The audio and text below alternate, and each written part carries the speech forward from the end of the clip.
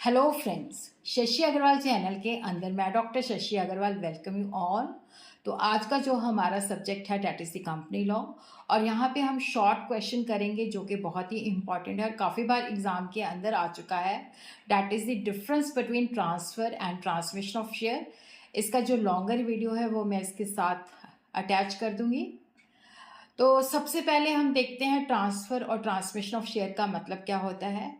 अगर आपको मेरा ये एफर्ट सही लगता है तो इस वीडियो को लाइक कीजिए, शेयर कीजिए, कमेंट कीजिए तथा मेरे चैनल शशि अग्रवाल को सब्सक्राइब कीजिए। देखो, जो ट्रांसफ़र होती है जिसके अंदर एक मेंबर जो है किसी और को शेयर ट्रांसफ़र करता है, तो ये जो एक्ट होता है वॉलंटरली होता है, result the act of parties.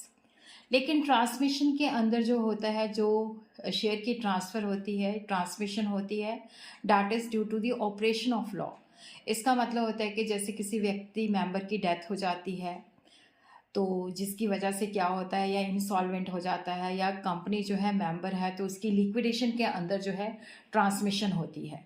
तो ट्रांसमिशन के अंदर शेयर ट्रांसफ़र होते हैं बाय ऑपरेशन ऑफ लॉ।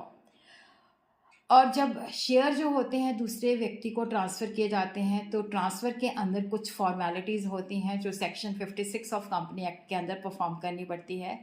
जैसे शेयर ट्रांसफ़र डीड जो है properly executed, properly stamped along with sufficient, जैसे शेयर सर्टिफिकेट या शेयर अलॉटमेंट के साथ जो है कंपनी को डिलीवर करनी पड़ती है। लेकिन जो ट्रांसमिशन ऑफ शेयर है इसके अंदर ऐसी कोई फॉर्मेलिटी नहीं है। और यहाँ पे ट्रांसमिशन के लिए क्या होता है, सक्सेशन सर्टिफिकेट जो होता है वो डिपॉजिट करवाना पड़ता है। ट्रांसफ़र के अंदर शेयर जो होते हैं they are generally transferred for consideration, लेकिन ट्रांसमिशन के अंदर बाय ऑपरेशन ऑफ लॉ है तो यहाँ पे कोई कंसिडरेशन की रिक्वायरमेंट नहीं है। और जब ट्रांसफ़र कंप्लीट हो जाती है, दूसरे व्यक्ति के नाम पे रजिस्टर हो जाती है, तो जो ट्रांसफ़रर है उसकी कोई लाइबिलिटी नहीं रहती।